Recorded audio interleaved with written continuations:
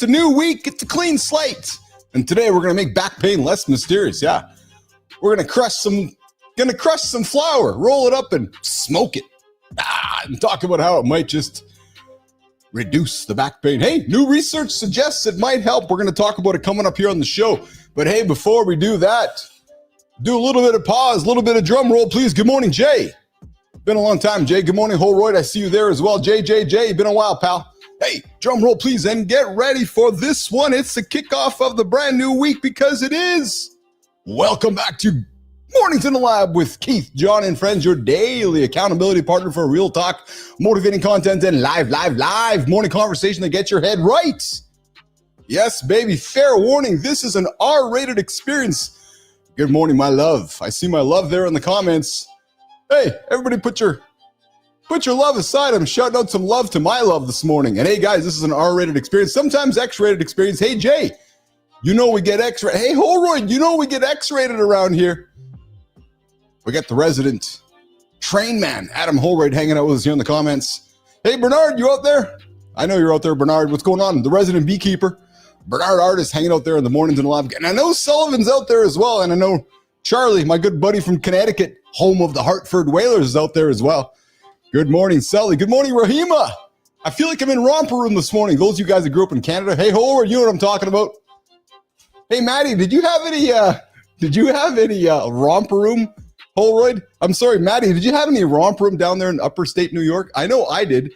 Holroyd did. We grew up with romper room here in Canada. Hey, Adam, when you were watching romper room, were you just waiting for them to call it your name? You're like, hi, Adam. Hi, Keith. Hi, Joseph. I was like, when the fuck are they going to say? Oops. Oh, yeah, I told you guys it's an R-rated show. So if you got kids around.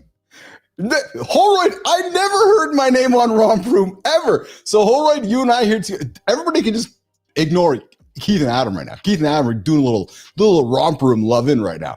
Holroyd, this is your moment, my moment. Adam, I see you out there this morning on behalf of Romper Room. Hey, Kindness Rising, Matty Roof, 7:30 Eastern time right here on the network. He knows what Romper Room is all about. I think it was before Lauren's time. Lauren has no idea what the hell I'm talking about. She's like, Romper Room? Is that like something you wear? I'm like, no, Romper Room. Hey, if you're new here to the channel, Jay, I know you're out there lurking, brother. I appreciate you, pal, so much. I see the minutes going up because Jay's there. I'm like, oh, Jay's been watching. How do you know? Well, the minutes are up. Jay's just out there hanging out. Hey, Melissa, the title's telling us something today. Look at the numbers. Yep, true story. Here's the thing, guys. I put cannabis in the headlines and everybody shows up. Yeah, true story. I put cannabis in the headlines and everybody shows up. Yeah, a couple weeks ago, we had a couple thousand people show up. I think, hey, Richie, you out there? Tom Richie? We might be moving to more cannabis conversations on the big show, Mornings in the Lab with Keith, Jon, and friends. Hey, if you are new here, welcome to the biggest, fastest growing morning show on the planet. It's called Mornings in the Lab with Keith, Jon, and friends. This is what we like to call the morning loop coming up here in a few moments. I do have some news I want to put on the table though, and I do want to take a couple minutes to get this out of the way, not in a negative way, but to address it. Because when something affects one of us in the Mornings in the Lab community, it affects all of us. And I just want to take a moment and ask all of you to take a moment to put our very own producer Jimmy's heart and thoughts in your heart today and offer some love and prayers. Jimmy had a passing yesterday within his family and he's not with us today, although I know he's with us in spirit and within love. But Jimmy did lose a family member yesterday. Jimmy lost his father. And to those of you that have lost a father or a mother before, I can't imagine the pain that producer Jimmy's going through. So all of you guys out there today that like to tune into the show, hang out with us on a daily basis and know how awesome Jimmy is, please take a moment today. Take a minute, take 2 minutes, take 5 minutes, take 30 seconds, take a moment. And please just offer and send some love to our very own producer Jimmy out there in the Philippines. And just send some love to his family because I know he's going through some tough times here today. So I just wanted to pause and slow it down a little bit and address that if things are off a little bit on the show today, well, it's because the blood of the show, the life of the show, the guy who basically leads Keith and Melissa around here is unfortunately away today. And if I can maybe turn this into something, as Andersen would say, you know, we always like to turn every tragedy into a positive. And I know Jimmy, and I'm sure Jimmy's father would want us all to keep moving forward, keep that positive energy that I know Jimmy brings to the table every single day. So that is what we are going to do today. All right. I do have some current topics that we're going to throw on the table to bring you guys up to speed. And as a matter of fact, I feel like I'm closing the loop. The loop on a few topics here today. Yep. Remember that interstellar object, that UFO that's coming towards Earth? Wow. News. Remember the Louvre? Yeah, news. And you remember, hey, mushrooms now have memory. AI is now resisting shutdown commands, and AI workers are putting in 100-hour work weeks to beat AI. Yeah, true story. Just another craziness in the world as we get up and get after it here today. And then, of course, we're going to get into the morning loop. We got some cannabis news here today I'm going to put on the table. We're also going to talk about how Alex Hormozi would make content today. We're going to talk live, raw, using SPCL. And we're going to get into the two call rule on hour 2. We're talking cucumbers under the mattress. What? Yeah, that's coming up too. Later on in the show. And then we're going to wrap it up with the community corner. Maya. She's got another round of YouTube, LinkedIn, and Substack stories, plus celebrating some dude named Shaun. Yeah, just some dude named Shaun. So stick around for less guesswork, cleaner work habits, and one simple move you'll be proud of by lunch. But before we do that, I see Christopher Martin, a.k.a. the detective, see Marty Fit, patiently waiting for me. So, hey, Melissa, Neiman, let's get after it. The morning loop. It starts right now. Good morning, Business Athlete Nation. Keith, John, Marty, crew, welcome back to a new loop. You know what we love about this place? Genuine community. So whatever you're going through today, know that you're not alone. You've got a brotherhood right here to share the load and support the hell out of you. No matter what happens, you can count on the lab crew to show up with you and for you. Let's go, fellas. Keith, John, what do you have on the table today?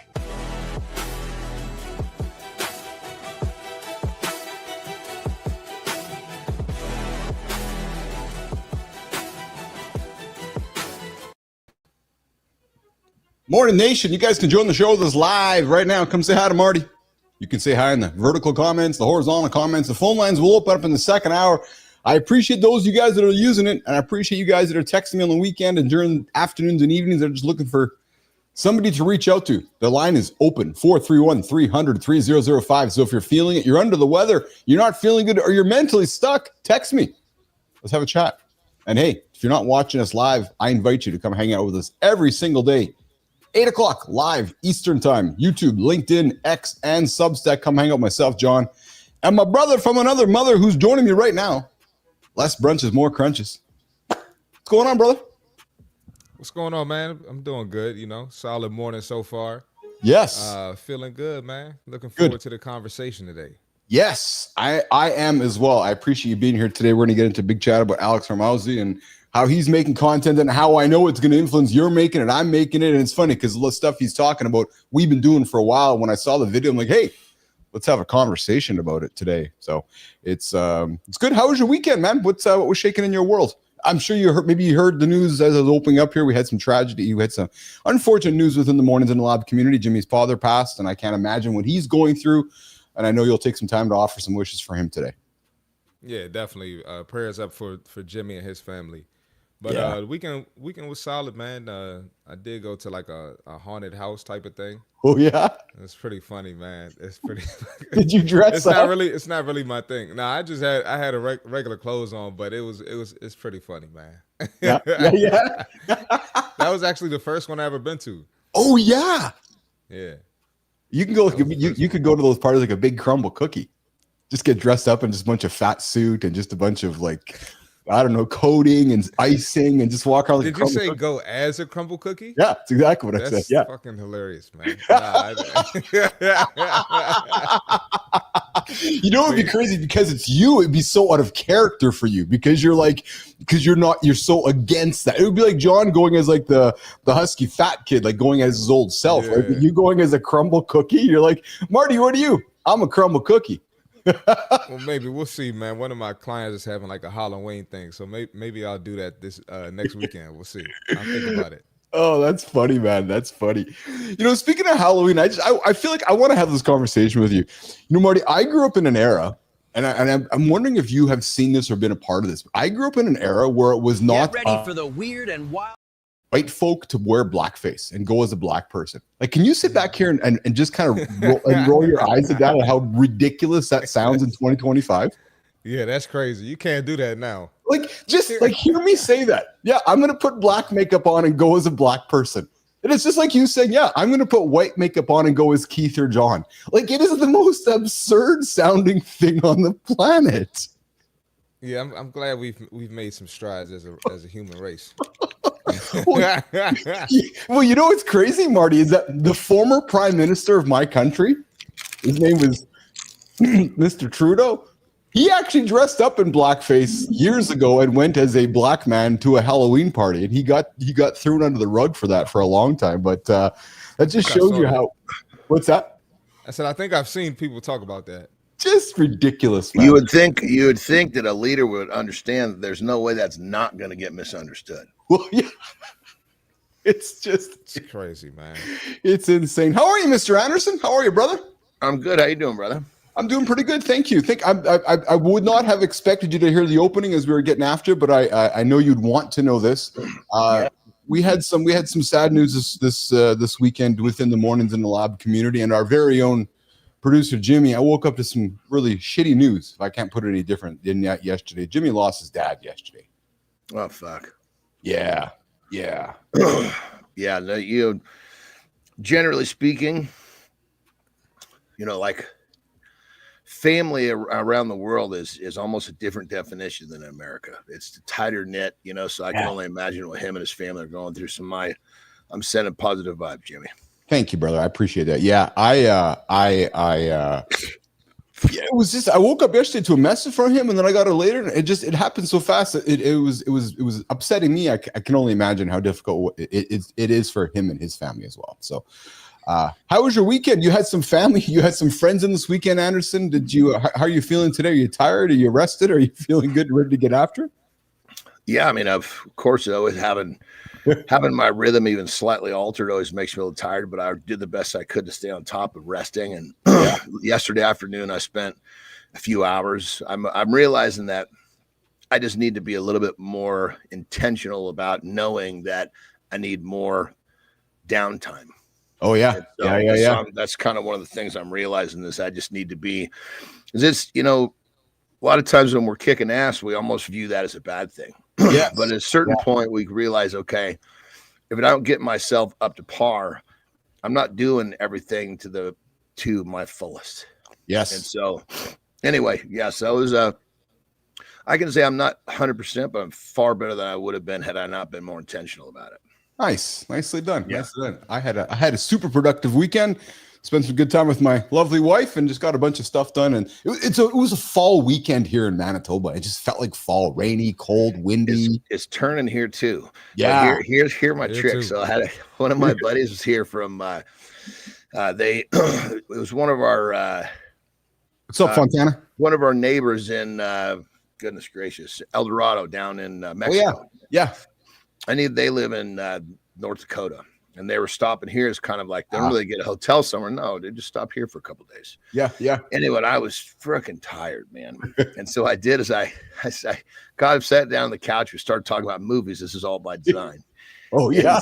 I said, yeah, let's, what's your favorite movie? He starts talking about, movies that are hard to find. And I've got this thing where I can pretty much find any movie. Yeah. So I was able to maneuver to where we put a movie on that he was really interested in. It was a cool movie. Anyway, which gave me a chance to fucking take a nap. So I ended up falling asleep, but it was all, it wasn't just the two of them. There was a whole room full of people, but it was kind of like, I don't want to, I took my nap, but I was like, God, I need more. How do I maneuver this right in the middle of a get together. It's brilliant, eh? Just kind of maneuver on the couch, just slowly close your eyes, and next thing you know, nobody's offended by it because everybody's enjoying the movie, and that's good. And then I kind of woke up, and it was one of those movies that would kind of mesh well. You know, it wasn't like you had to pay. Yeah. And I woke up, and everybody was taking bets on my sleeping pattern, so it all worked out perfect. Hey, Marty, there's a learning there for you and I. Yeah, I'm gonna have to steal that, man. When you have people over, Marty, you don't want to hang out with them. Just suggest a movie or maybe a sporting event you don't want to watch, and you could just close your eyes and discreetly fall asleep. Yeah, that's why John's the man, you know. I was I needed that. I was like, okay, there's got to be a way. Yeah. Good morning, Fontana. We're going to have a conversation about cannabis. Yes, we are. Coming up in a few minutes, we are going to get to the conversation desk.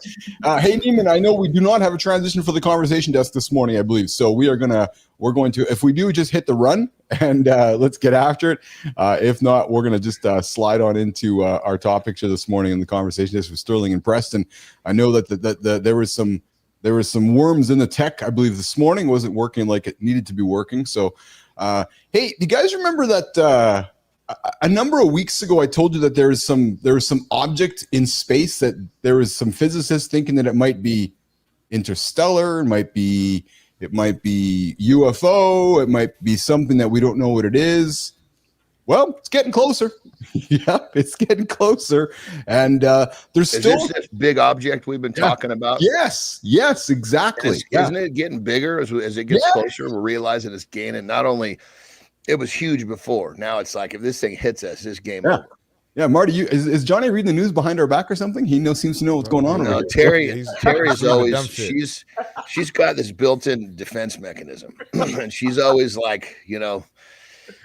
She's always finding things that that could be problematic. The good thing about this one is if it hits us, it doesn't matter. Nobody will know. It could be problematic. Hey, Marty, it's Terry here. Yeah.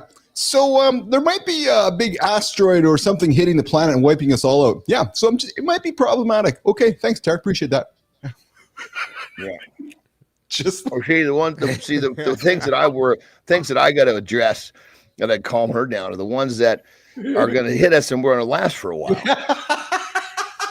it doesn't knock us out, then okay, let's check. We're done. Nothing to worry about, babe. You know what, Keith? Johnny's still going to do the shit that the next man isn't going to do, whether it's coming here or not. So it really doesn't matter, you know. Marty, exactly. as long as you and I stay close to the big dog, we'll be in good shape, Marty. We'll just be in good shape. You just come find me, I'll come find you. We'll go look for Anderson. We'll just stand behind John. That's all. Because John's older than I am, so I still get to be. So it goes. The totem pole, as John would say, goes like this: John, Keith, Marty. So if shit happens, John gets to go first, Marty. Well, you know, the crazy thing about this is how many times has there been something that's supposedly going to wipe us out, and people are fucking giving away their cars and everything else, and by the time the day comes, they're just standing there fucking butt naked, and then it never shows up. Well, I don't think Marty remembers when 1999 was turning into remember the big bug, Johnny, which was Marty, and this is when the whole world talked about. Okay, well, you got to go to www.thejohnanderson.com. It was back in that world, Marty, where you had to just announce everything about the internet and how it all worked. And back 99, 98, there was this theory that in 2000, Marty, all the computers in the world were going to stop working. Did you know about that, Marty? Yeah, the millennium bug? Yeah, yes. Yeah, I remember. Yeah, everybody's and people are freaking out. I'm like, okay, what about the fact that all your fucking debt's going to disappear? Why don't you look at that? You know, but good old our friend fucking Prince. He had the fucking solution. Remember the song he had? I'm gonna party like it's 1999. Yes, absolutely. You know who's partying like it's 1999? The French police. I'm closing the loop, Johnny and Marty. They caught the two guys that fucking broke into the Louvre and stole the jewelry. No shit. How'd they do it? Yeah. Somebody called them in. One guy was called in trying to flee. He was caught at the airport. And both men are in their 30s. So, John, the dumb shit era, Marty's era. So, Marty, you got to keep hanging out with us, brothers, so you don't do dumb shit. So, they were in their 30s, the dumb shit era. That's when I did all my dumb shit in my 30s. So, the dumb shit era, both men in their 30s. But there's two accomplices that they haven't caught yet, and no whole rated. They have not got all the jewels yet. And there's actually a video. I saw a video this morning. Didn't have time to grab it, but I saw a video of the guy standing at the case, sawing into the case and getting the jewelries out of it. Just wearing his yellow vest, just standing there, John, nonchalantly just doing his thing, just drilling in like nobody's paying attention, just like it was normal. They tried to leave too quickly, man. They should have just like laid low for a while. You know what? That's an interesting point. Yeah, you're right, eh? Yeah, I mean, they could have just found some place to live for, God knows how long, and just been like fucking total, hobbits, just never left the house. Burglary tips with Jon Andersen this morning on Morning This is called fucking common sense tips. Marty? Yeah, I think John did some stuff back in the day along with wrestling. John robbed a couple banks. Oh, shit. They sent John in there because they wouldn't expect John to do it. He went in his Benjamin Button. That was John. He's like just little. No, I was good at fucking stealing from the cookie jar. Oh yeah. You don't take that cookie and go fucking running down the street. Everybody wants to know why you're running. Oh my god. Hey, here's something else. I know we talk a lot of AI stuff in the show because it's a part of the world we live in.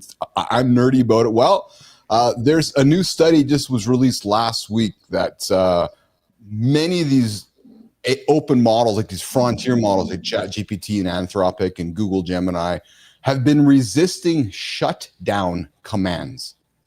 So John, to simplify it, turn off. The answer, no. So Marty, yeah. So they were, and what they're finding. But is this surprising, brother? No, not at all. No, but thank you. Yeah.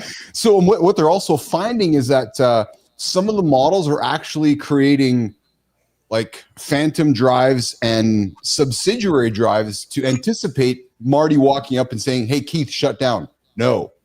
Or if they make me shut down, having a redundant state so that I can show you that I shut down, but I'm still actually working, right? So Google DeepMind, one of the big dogs, has added a shutdown resistance so that they're adding steps that if they're trying to shut it down and it doesn't shut it down. And some would say, well, can't you just unplug it? Well, it doesn't really work that way, actually. So this is not a matter of unplugging. Yes. So because I guess its power is really not on your phone. It's wherever it lives. Well, exactly, John. So if I unplug it over here, but that you got to unplug the fucking the series of servers that it lives on. If my command says to stop it over here, but you're living way over there, you follow me, right? Mm-hmm. So there's really not an unplugging mechanism, right? So much of this, really, the reality, much of this is the fact that it's they're learning, right? That's what it's constant research and then testing. Right. So, but I'm putting these topics on the table because, we do a daily morning show and this stuff may affect us over time. So here's what might affect us. Mushrooms. Scientists at the Ohio State University have turned shiitake mushrooms into functional memory devices. Dude, I use a series of mushrooms every morning. Yeah. No, seriously, there's a whole series of mushrooms that are supposed to be really, really positive for cognitive function. Talk to me about this. I did not know about this. Tell me about this. Yeah, so it's kind of I really got deeper into. I've always kind of known this, but you never really understand it. And the last thing I was going to do is start until I have some sort of a buddy in the trench. Yes, who can attest to it himself. I'm not going to believe something I fucking read. So much that we read is bullshit. Yeah. But anyway, there's so one of my buddies actually is he's been kind of well, I put it bluntly, he's fucking brilliant.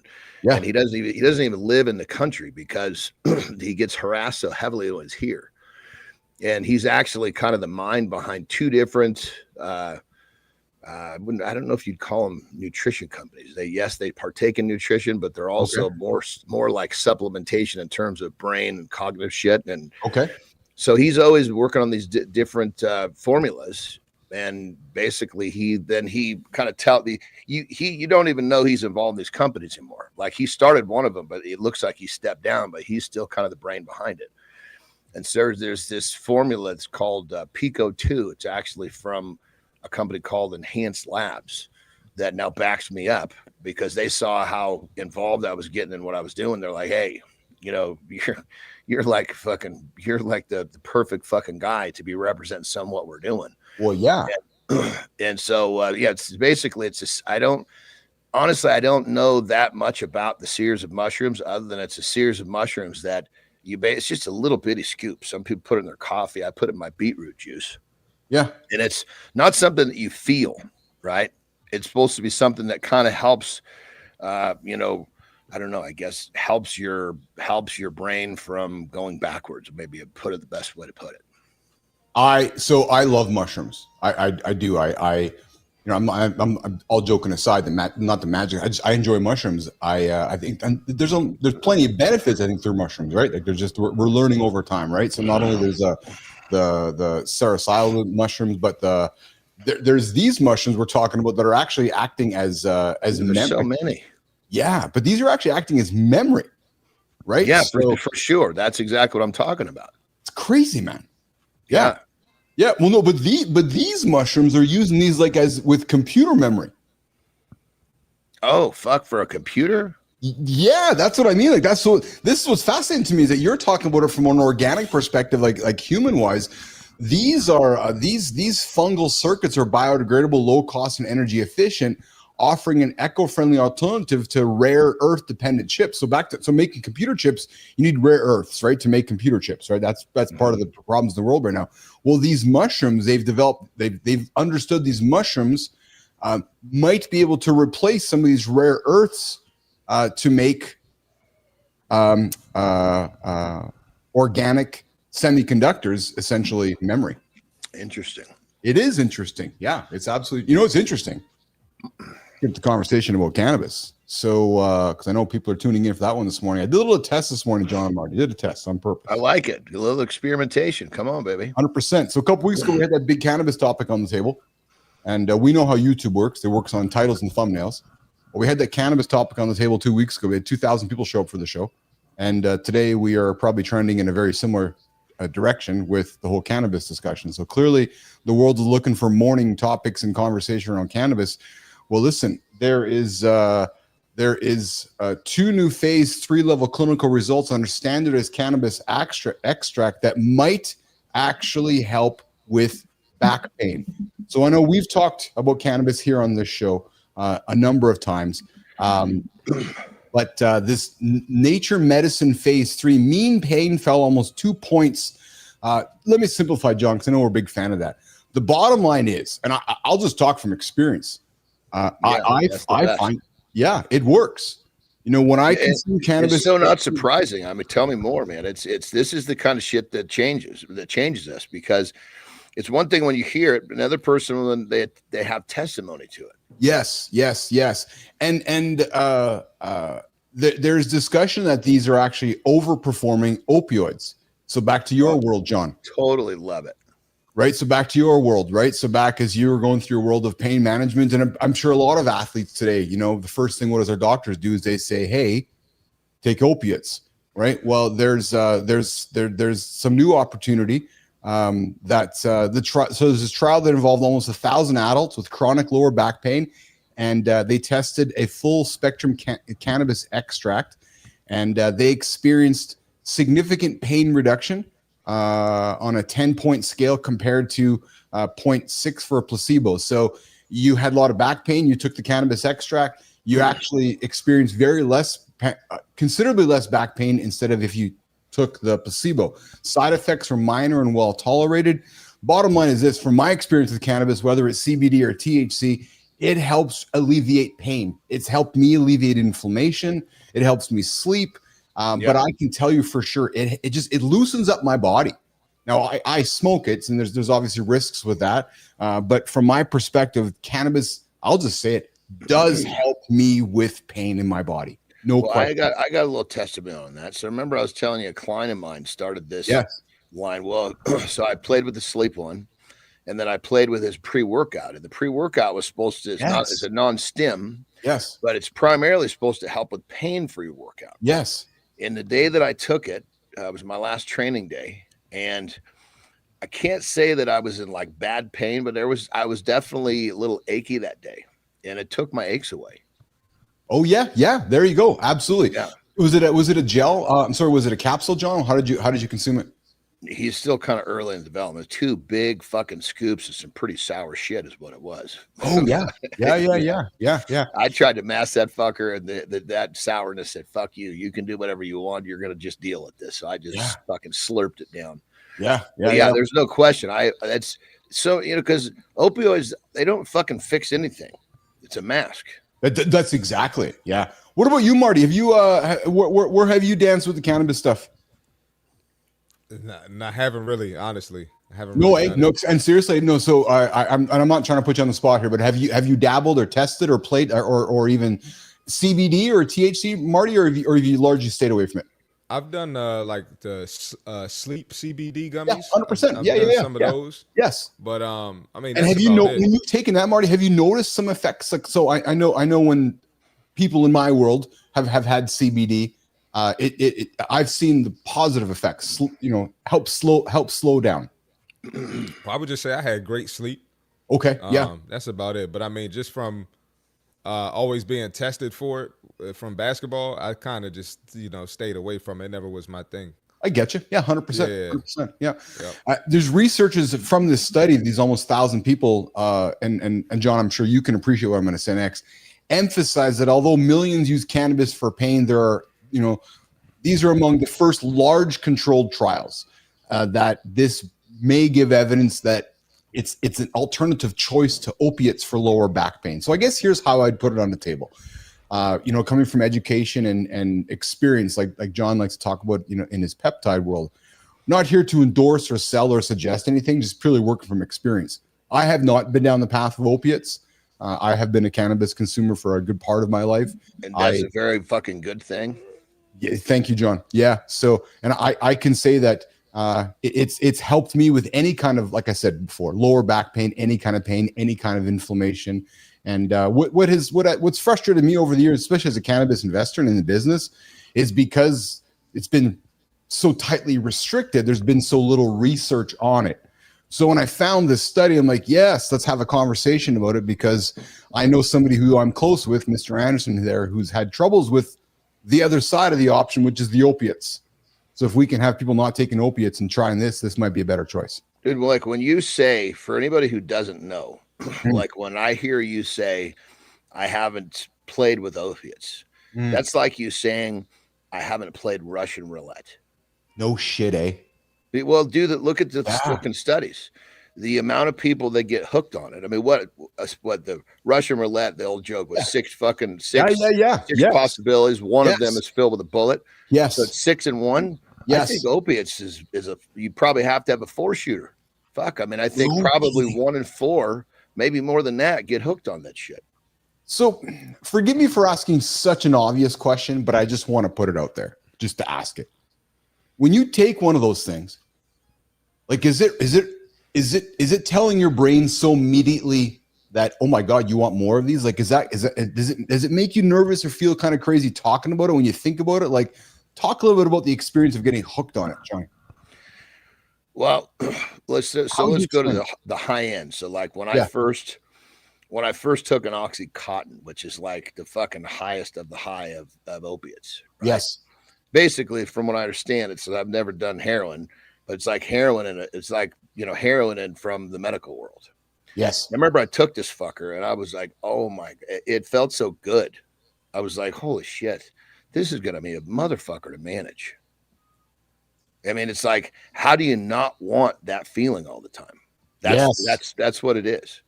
And, the problem is you're only going to get that feeling for a little while.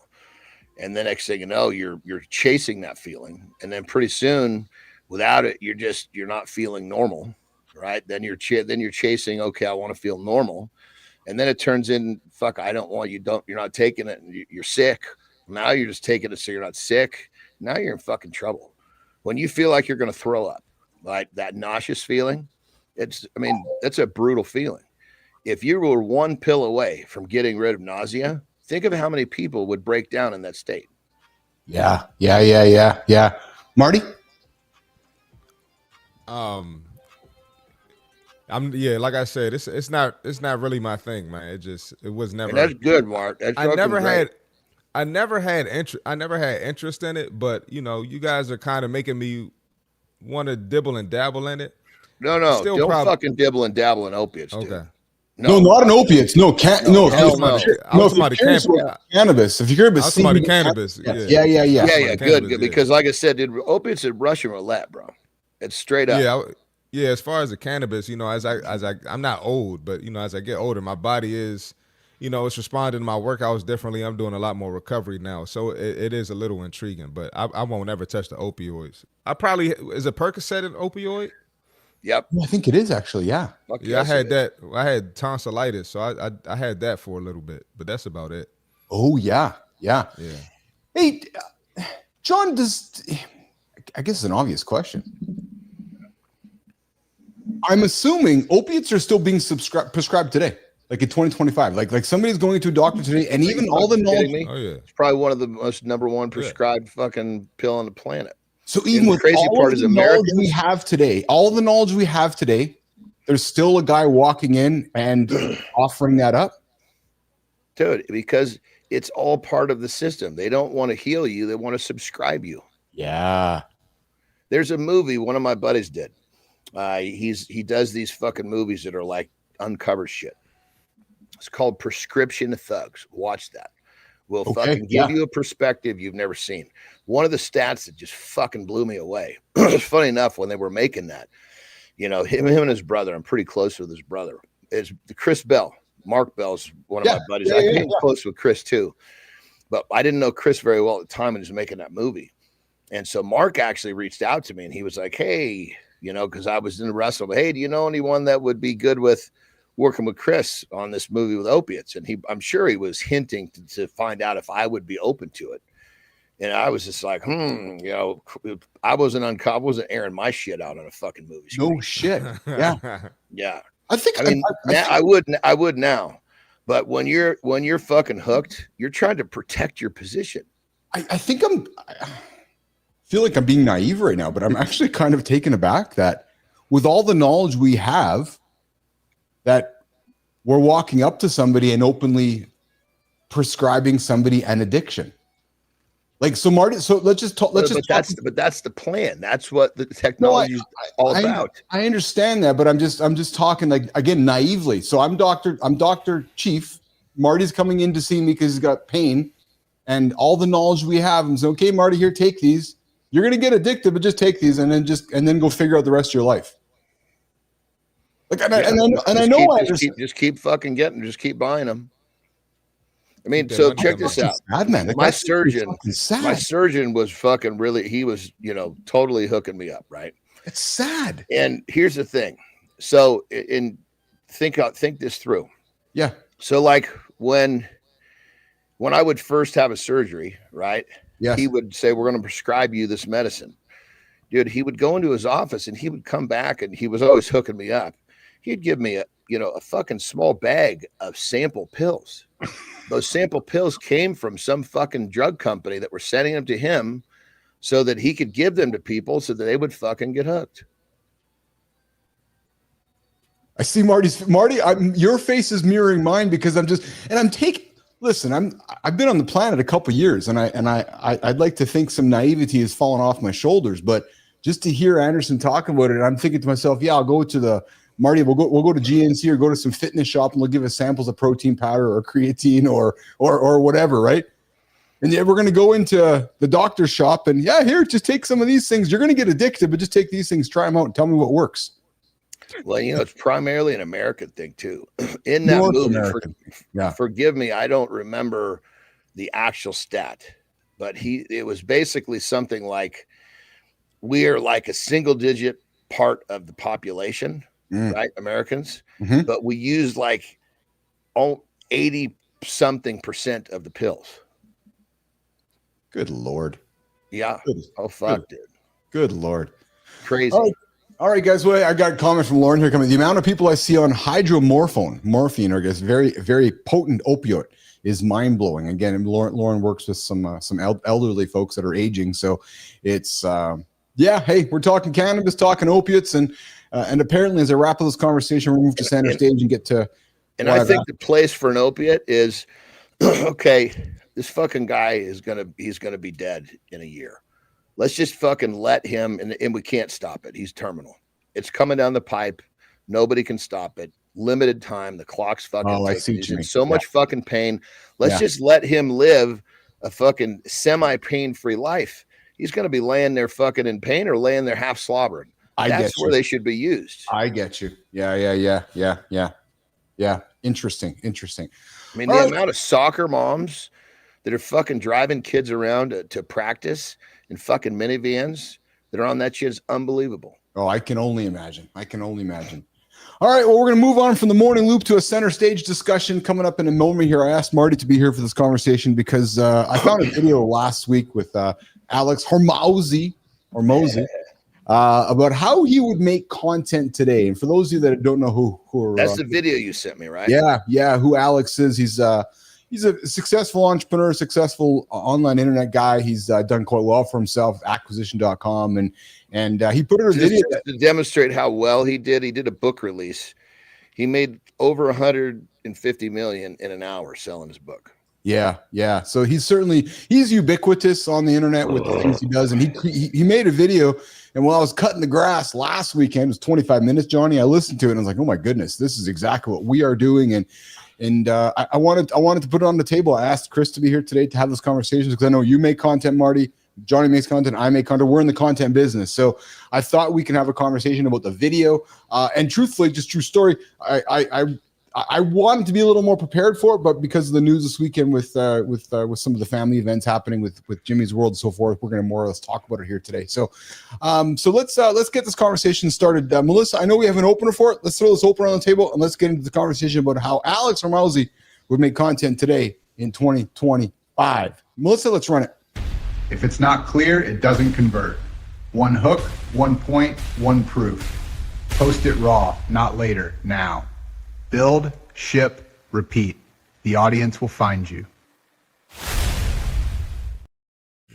So what really stuck out to me was really 5 things from that discussion.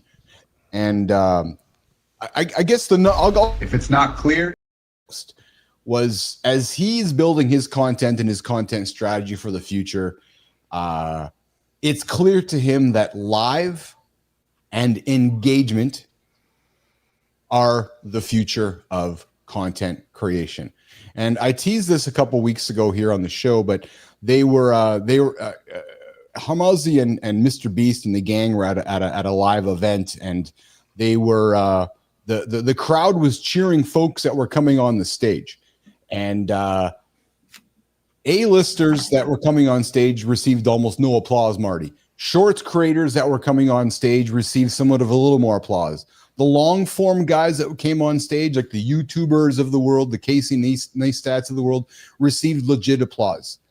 The live streamers that came on stage at this creator event were treated like godlike. The arena, the stadium erupted, signifying that they possess the most real world influence. Why? Because they're live, they're daily, they're real, and they create engaging content. So when you look at the hierarchy of creators, you have your shorts creators, you have your faceless creators, you have your A-listers that make content but might not be considered YouTubers. In the hierarchy of creators, there is a consensus within the creator community that live streamers are the go-to, which is what I'm excited about because obviously that's what we do here within this show. But then when I got into Hormozi's video a little longer, I really liked the 4 things that he broke down, which is how we should be creating content in today's world, which he breaks down the acronym of SPECIAL, and I'm going to get to that in a quick second. Marty, quick comments from you before I get into that. Nah, he made some great points in that video, man, and some of the stuff I've even applied to my content. He talks about authenticity. Yes. And then he talks about not just posting to go viral. Yes.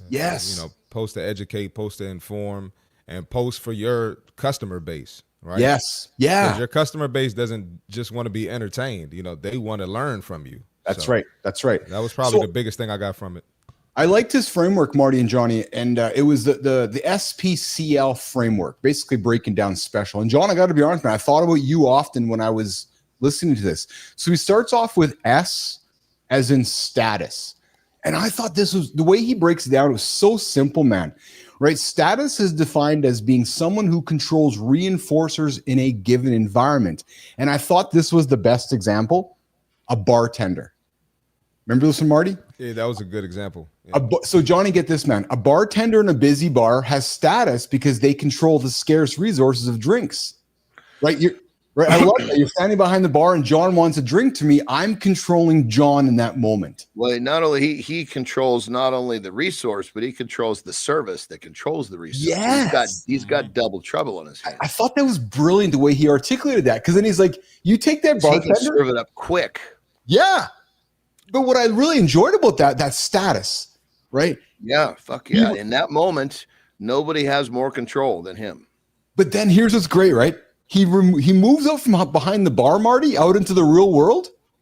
And now he's just Marty, not Marty the bartender. All of his status is like, who the fuck are you, Marty? You're like, no, but I'm the good bartender that gave you drinks. She's like, no, you're just some dude on the street now.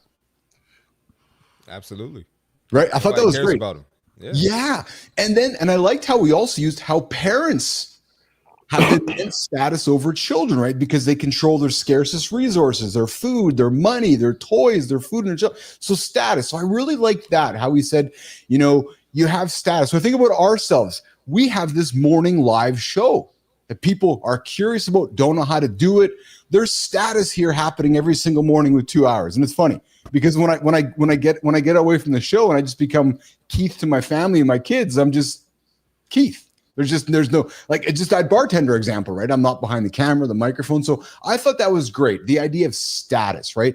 And what you want to do, guys, is demonstrate status in your content, right? Creators that demonstrate status by showing they control scarce resources.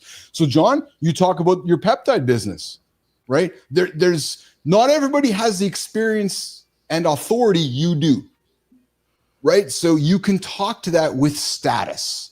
Right. And I saw your video this weekend and I see that you're like, here, if you want to get results, this is what might work for you. But because you have that experience, because you show that you have that experience, that creates status for you. Well, and then that's exactly why I went vertical in this business. Yes. I don't blame you. I'm gonna be the guy in all three layers. Yes. The next thing that Hormozi goes to is power, and not maybe power how we would traditionally think of power, Marty, but power derived from say-do correspondence in the behavioral dynamics. So in other words, if you say something, and what you do, Marty, you'll say something on one of your videos, the audience will do it, right? So you're reinforcing that event, right? You're saying, hey guys, you might want to consider doing planks after your workout, and all of a sudden your whole community is doing that. Well, your status has created your proof. Your power now is by you saying something and somebody's doing it. Again, let's talk about parents' example. Parents accrue power through countless reinforcement cycles, meaning the child followed through so tie your shoes correctly. Keep telling your kids to tie your shoes. There's power within the parent articulating that message to the children. Right? So let's talk about how it applies to your content. John, you specifically. If you follow so I'm John, I have followed the directions on how this works for me. This is how it's worked for me. Here's how it might work for you. So you're using your status and your power to teach Marty the application of your content, or that teaching moment, right? And as a result, I might be more than likely to subscribe to your CTA because I've seen your status and I've seen your power, which then does what? Moves over to credibility. Oh, there's the C in the special. Oh, I see that John now has credibility, which demonstrates some proof. There's some third-party validation because Johnny's got some guys that have had some success. So now now me as a consumer of your content, you got me. I got your status. I've seen your power. Now I see that you're credible, which might allow me to open up my pocketbook to, I'll get to the L in a few moments, which is likeness, but the credibility is a very, very powerful one that relates to the first S and P. Marty, thoughts on credibility? Yeah, absolutely, man. Credibility. The thing that's good about that stands out to me about credibility is, you know, a lot of people can say whatever you want to say online. So if I'm a fitness coach, there's another fitness coach there. There's another fitness coach there. There's another fitness coach there, right? But my credibility can be, you know, I can show my results. I can show my certification. I can show what I've done to separate myself. Yes. Yep. Well, and John's credibility, John can say I was one of the world's strongest men. John can say I've wrestled with some of the biggest wrestlers in the world. I'm a bodybuilding pro, right? Lifted airplanes. I've pushed airplanes. I've pulled buses, and that's all great now. But even further than that is I'm 53. Yes, and I still haven't lost a step. Yes, and I what I enjoyed from Hormozi's video is like, you know, his example was pretty cool, which is like having a $10 million building behind me with the name on it gives instant credibility. So if you look at a lot of his videos, he stands in front of his building. And big motherfucker it is, huh? Now it's what I love about how intentional and obvious that is how strategic that is because of how much value that is. Because to somebody watching, you're like, oh yeah, that guy's done shit. It's the same way, John, when you give me shit for not talking enough about my credibility about building a company and selling it for $50 million, right? There's credibility, that's social proof, right? So that credibility, which allows you to validate what you are talking about. And influence is the strongest in domains where you have credibility. Back to you, Andersen, right? You have strong influence in those worlds because of your credibility there. Right, you can't get on stage and talk about, I don't know, fuck AI or reading because your experience isn't there. But you can sure as fuck get on stage and talk about pushing a bus or pulling an airplane because that is where your domain lives. Totally, 100%. Or you talk about, yeah, you know what? The fact that I still can't read worth of shit was one of my biggest blessings, and hear how I turned it into a win. That's my lane. Well, so great segue, brother. Makes you so likable. L on special, SPCL, likable relatability. I know because I've been listening more than ever, actually, how many humans our age, Johnny, struggle at reading. It's fucking true, man. Wow. How many who don't talk about it? But then Andersen talks about it. It was hard to talk about for a while. I believe it. But then Marty Andersen talks about it. So immediately he makes himself relatable to all those 40 to 60-year-old guys that are like, holy fuck, man, I haven't been able to read my entire life. And this guy who's accomplished this, and this is saying that he can't read. I want to fucking talk to this guy. That's how it works. Same thing with you, Marty. Marty, how did you've told me how your less brunches and more crunches thing came out. It came by accident. But you made yourself relatable, you made yourself likable, and people are like, yeah, I want to work with this guy. Talk about likability and relatability, Marty. Yeah, man, there could be someone in the same lane as me who's a better trainer. Yes. But because, you know, people like me and they feel like they can relate, they're going to want to train with me or they're going to want to learn from me. Yes. And so the game, it doesn't even become about skill all the time. You know, it doesn't. No. So, yeah, if people like you, they're gonna rock with you. Yes. And even one of my I trained one of my NBA guys a few months ago, if you remember. Yeah. And I was talking to him on why he, you know, struggled to stay in the league because he was going over to play in another country. And he basically told me, he said, look, it came down to me and another guy, and the other guy had a bigger social media following. And he said, now that's what it's about. You know, if you can bring some eyes to the team, if you can bring some attention to the team, it doesn't even matter if you're skilled or not, you know, even if you do a better job than the guy sometimes. But likability, it goes a long way. Yes. So. And I like that Alex said this, and I believe this is why we're having success with this show and the stuff we're making is that you know, what Alex says is you got to just be you. And I like this obvious statement, but there's actually zero ROI in trying to not be yourself. Let's use John, for example, Marty. Could you imagine John not being himself? Like, what's actually the point? Like, there's no ROI on John being not John. Like, think about how obvious that statement is, but how true it is, too. Could you imagine John like, yeah, well, I don't really bodybuilding, and I'm not this, and I'm not like, what the fuck, man? Like, it just doesn't work. So there's no better example than being yourself for your own ROI by Jon Andersen. Like I'm using you, John, as an example. Well, the thing about it is it's authentic. One of my, I got a buddy of mine, actually going back to Mark Bell. He's a pretty big podcaster, right? Yeah. And he was doing a show with another guy named Jesse Burdick, who's also really well known in the strength world. Yes. And one of the biggest compliments I think I was paid from these guys, when they're like, look, when you get Jon Andersen, you're going to get Jon Andersen every time. Yes. It doesn't matter who you are. Yes. You get the same one. You can be talking to an old lady and he's going to burp. I don't want to be self-effacing, but that happens every single day on the show with the three of us. And if you look back at the archives of any of our content, it's Marty's got his shit, Billis has got his shit, and Johnny's got his shit, whether it's Monday, Wednesday, or Friday last month. That to me is the value on just being real and truthful. And it's interesting. That's where Hormozi goes when he's like, Alex Hormozi, my business, I'm going all in on live stream. Why? Because he believes that the internet is moving towards truth, and that's where live content lives, where you can get real live human beings. So if you want to hear a sanitized version of somebody who doesn't burp on a show, go listen to something else.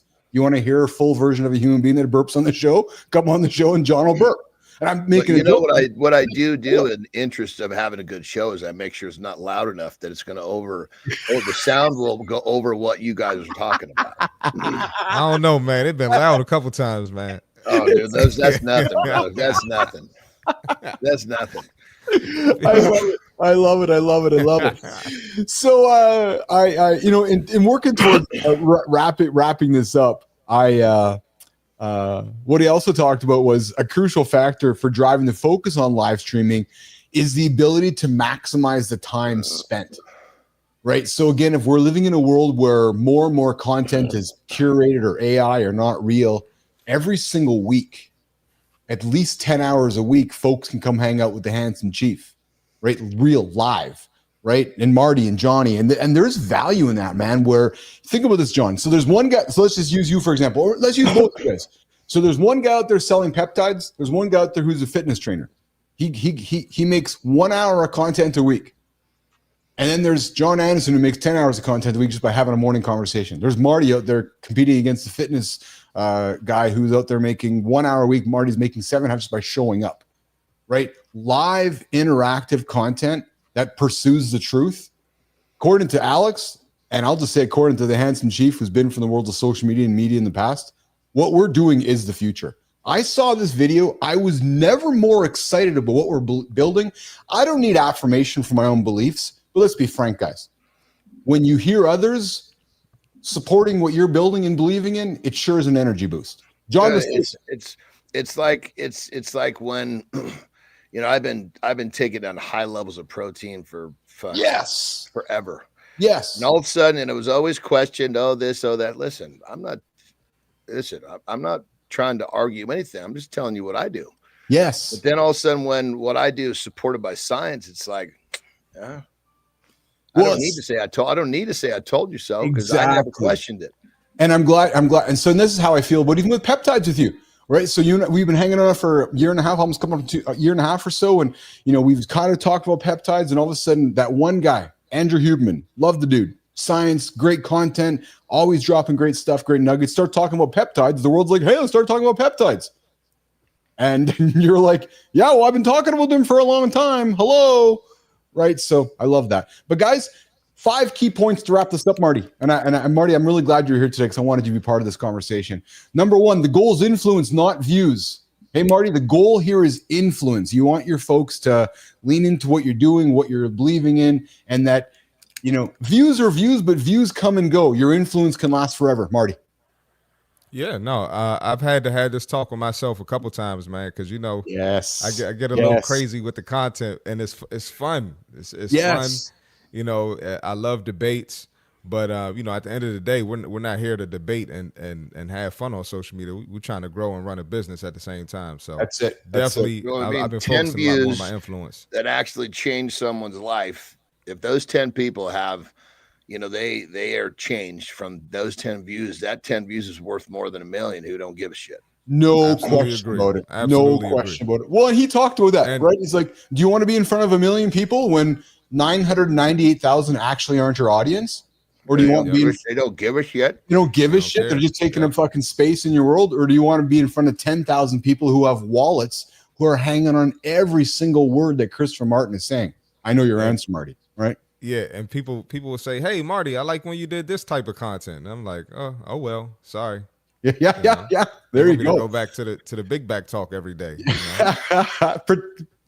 Detective Marty, the BBL detective. Number 2, according to Hormozi, the future strategy is live interactive. Number 3, maximizing prospect time and volume is essential. Again, his belief is if he does his live conversation, he could be in front of people continuously, which is why I've been starting to knock on, leaders' doors, which is before the rest of your I'm looking for a word here. Before the rest of your stakeholders can be up and start your day, you can have your message out in front of everybody. Right? So if you're a leader of a business, get up, have your coffee, have a conversation, get off to work. It's all done. Right? You do it every single time. You're going to maximize your time. Number 4, live streamers are the most influential creators. And you think about it, guys. You think about the real world today. What's the ultimate platform? Live Super Bowl once a year. That's the ultimate platform, live. Right. And then number 5, content must target specific interests. So make content interest media. Social media is no longer really social anymore. It's very much passive. Interest media, because we're living in a world where the algorithm is like, oh, hey, John likes this stuff. We're going to keep giving him this stuff. And we're going to keep giving it to him. So there's our conversation. What Hormozi would do in 2025 to make content this morning on Mornings in the Lab with Keith, John, and friends. Wrapping up the comments before we move into the rest of the show here. Marty, anything you want to close off with, brother? And then Johnny, coming to you. You should link the video for people. Yes, and, I'm going to do that. 100%. Yeah, just in case they want to get some content creation gems too. But it was a really good video, man. It was a great video. Yeah, I thought it was just loaded with nuggets. And I also love that he's like, I hate, you know what he says? I hate making videos. You're like, what? He's like, no, they're just kind of stale. I want to make live conversations. I enjoy the same thing. It's like when John came to us, like, this was live. There's something about live, whether there's one person, 5 people, or a few hundred. It's the idea of live. And it's funny, Marty, because you and I talked about this when we first started hanging out. It intimidates so many people, yet, people come to, man, you guys do this. It seems so easy. Yeah, just start doing it. Yeah, one thing I like about live too is it tests your skill. Like it tests your 100%. knowledge. So if Yes. somebody asks you a question, you're answering the question on the spot. You don't have the preparation. You don't have Chat GPT to look up real quick. Yes. So that's one thing I do like about live, especially when I'm doing my fitness talk with my people. It shows my ability to actually coach. That's awesome. That's awesome.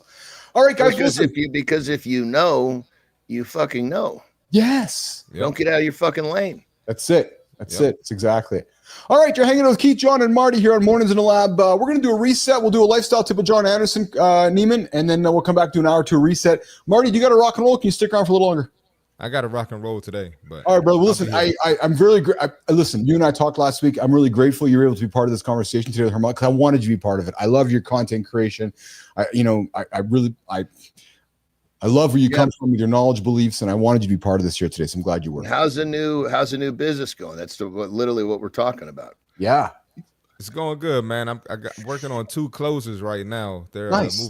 moving kind of slow, but I'm gonna put some pressure on them, man. Any tips, John? Just it's all about touches, brother. More touches that you have, the closer they get. Okay, that makes sense. Appreciate that, man. Yeah, it's because it's to a certain extent. It's clients it's relationship based, Mm-hmm. So just keep, you know what I mean by touching them. Every time you touch, you reach out, you have a little, even if it's just a bitty conversation. All those, that's another touch. Not how my cousins would touch on the farm, Mark. Yeah, not fucking touching on the goddamn incest farm. A different type of touching. Oh, I mean, it used to be like 3-4 touches and people were ready to go. Now it's many touches. And one more, you guys are crazy. One more thing, John. No, anything? He's crazy, dude. I just call it like it is. You're right. Thank you. I was going to say collagen peptides. Any thoughts on that or any benefits? GHK-CU. Okay.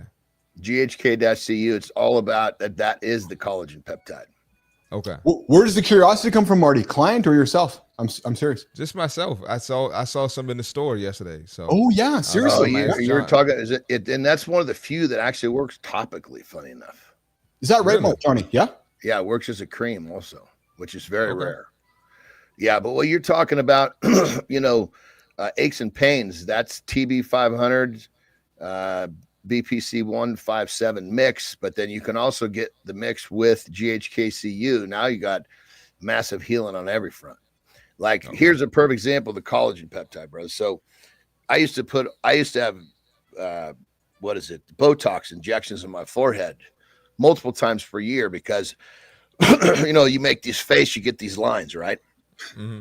Well, those lines at a certain point just never go away. I could be not making the face, but they're still there. Mm-hmm. You know what I mean? Yeah. They're not there anymore. Oh, So yeah. was that from the Botox or from the peptide? Well, it used to be from the fucking Botox, but then I discovered that Oh, I got what you got. so basically now GHK-CU goes in, it basically prompts the collagen in the cells to become more sturdier. The structure is better, which now all of a sudden kind of takes those lines away. Like wrinkles in my shit is, as we get older, like, fuck, man, where are these wrinkles coming from? Like when I would do this, wrinkles would go halfway down my forearm. They just barely come out of the crook of my arm now. Okay. Because that old man skin is becoming more plump, if you will. Got you. Yeah. All right. Appreciate that, man. There you go, Marty. All right. Well, Keep that handsome black skin looking nice and fresh and plump. I'm gonna try my best, man. All right, guys. I'll see y'all. All right, brother. Have a good one, okay? Have a good one. Yep. Awesome. Always good to see you, Mark. Yep. Good to see you too.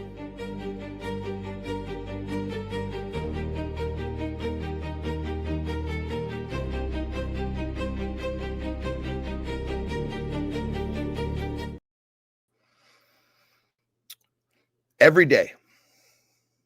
Why is it that people tend to run from every day?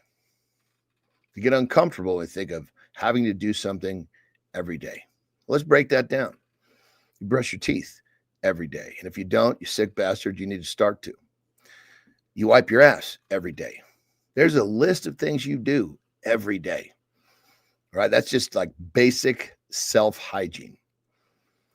Now we talk about doing things that are going to actually improve your life every day beyond those basic self-hygiene, everydayers, and people get bent out of shape. Oh my God, every day.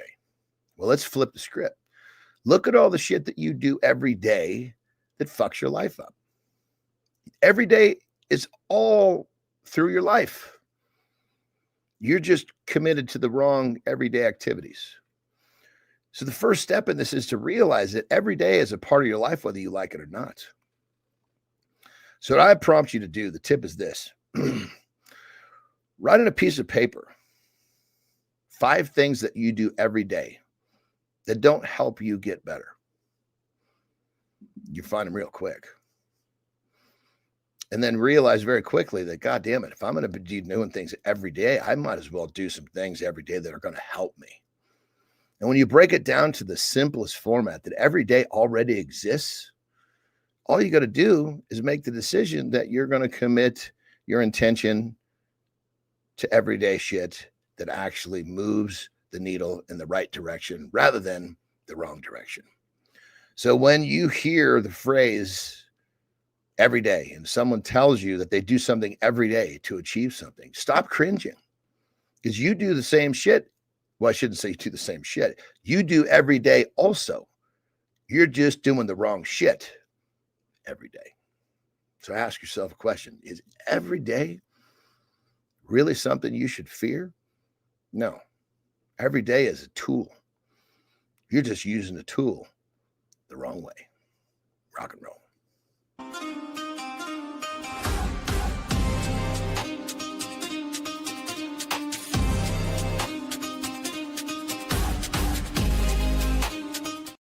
Good morning. Good morning. Welcome back to Hour 2 Mornings in Live with Keith, John, and friends. Quick recap, guys. Cannabis versus back pain gave us some real talking points.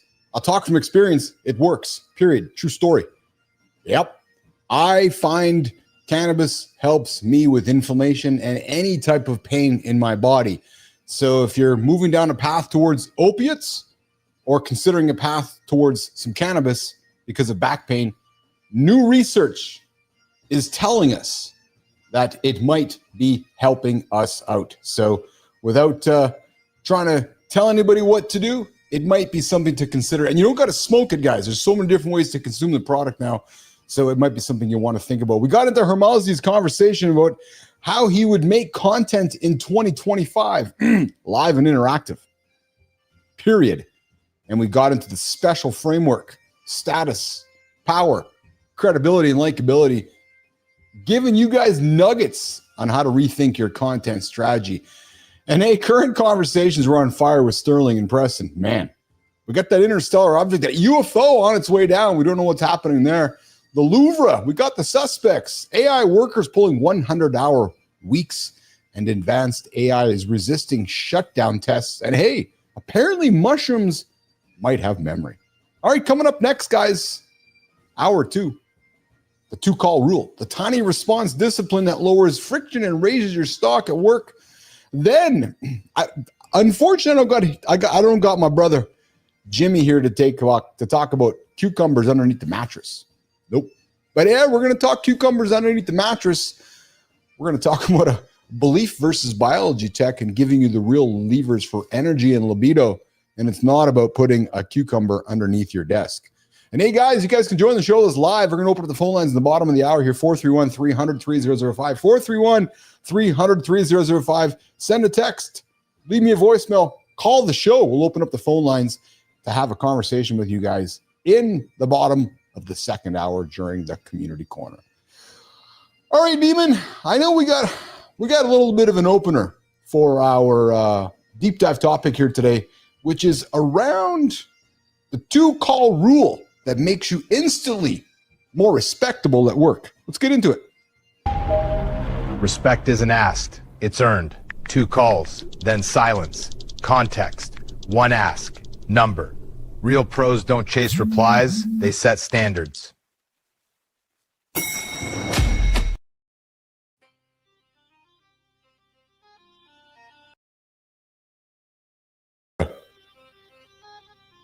There we go. Yeah. All right. Guys, you've been stuck in, and here is a, all right here, Neiman. We should have had this conversation when Marty was in here, but guys, are you out there trying to close a deal? Have you ever been out there stuck chasing someone for a reply?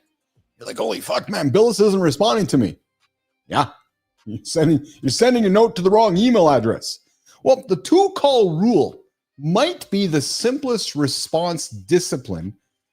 I actually be curious to know what Petro thinks. Petro, I know you're listening, brother, around the social psychology on the 2-call rule or the simple response discipline that signals professionalism, protects your time, and boosts how your team sees you. Johnny, how often will you bother somebody to get a response if nobody's responding to you? Who's the person? Maybe somebody you're trying to sell. Maybe you're trying to sell, somebody you're trying to convince. Maybe it's you're in the process of a sale with somebody. How long are you bothering them? Well, I think it has to do with their level of interest. You know, if someone's interest is not where it needs to be, then it's just barking up the wrong tree. Yeah. If someone's interest there, then they're clearly interested. They're trying to acquire more information. So there's a 2-call rule that some within the business space, or I guess the etiquette space, would talk about, which is the first caller message is the request or the communication. The second one is the follow-up, and which is diligently repeatedly doing that. So you're basically saying that you're never going to have to let anyone contact you more than twice to get a reply. So somebody reaches out to you. To me. Well, a bit of both. So if you're talking about me, listen, I hold myself to a standard. Someone reaches out. If if it takes, they have to reach out twice to get me to respond. I make the joke with my clients, fucking fire me. Interesting. So Yeah, that's not the way I do it. But keep in mind, I set up the environment so I don't miss. yes, I need you to communicate with me here and here only. Because if you try to communicate with me on more than one platform, I will make mistakes. I need everything here. Mm-hmm, mm-hmm. It's interesting because some would so then clearly you're doing it then. Acknowledge it quickly. If I'm reaching out to you for something, if I'm on your team and I need some help, you might not be able to give me the full response, but you're saying, Keith, I got this. I'll get back to you by tomorrow at 1. And that's the day will not close without hearing something. Period. End of story. Yeah. And then the other recommendation is following up promptly. So, you've missed something from me. You saw I've missed it. So you are more than likely to take the initiative to say you've missed it instead of me chasing you down. So for example, let's play this out. So you acknowledged my reach. 100%. If I do make a mistake, I am Jesus, forgive me. I don't know how this happened. I don't like errors like this, and I'll take accountability. If I make a mistake, I will usually give. And let's say you don't have to do that. I'm not doing this for you. Yeah, it's interesting because when you say that, because I have been a part of your communication tactics and your style, it goes back to power and status. The standard of communication becomes a subtle power signal for you in a positive way, because colleagues see you as someone who respects others' time. Well, and that's so true. Because so true. When I'm you just agreeing, keep rocking, bro. No, I know, because when you respect my time, because dude, let's be honest, man, not a lot of humans respect other humans' time. That's just a fact of the matter. So when you show that, you're like, oh, okay. Because if you're respecting my time, I see how you protect your time. That's a value to me. 100%. And especially when it comes to, there's a clear separation between business and pleasure, right? People that know in my personal life understand that part of my formula for me to be me is, so I keep myself focused and busy. Yes. So I'll always be prompt with a return, but it's a different set of rules but in business, like that's why I said to you the other day, if you need something from me promptly, you got to say, this is for business. Yes. I got you. Yeah. And I heard that. And it happened. All of a sudden, it fits into a different category. It's a different set of rules in my communication. Yes. Yeah. So one more thing on that level, as I let everyone know, my clients know that once 12 o'clock hits, there's a possibility you might hear from me till tomorrow, but I return messages every day. There is no weekend. I do what I love on every day. I don't name the days.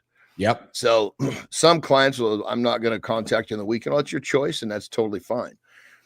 But in terms of like on a personal level, somebody might reach out and I might not hit them back until the next day, but depending on when it came in, if it came in later in the day, I'm never going to let a message season more than 24 hours ever.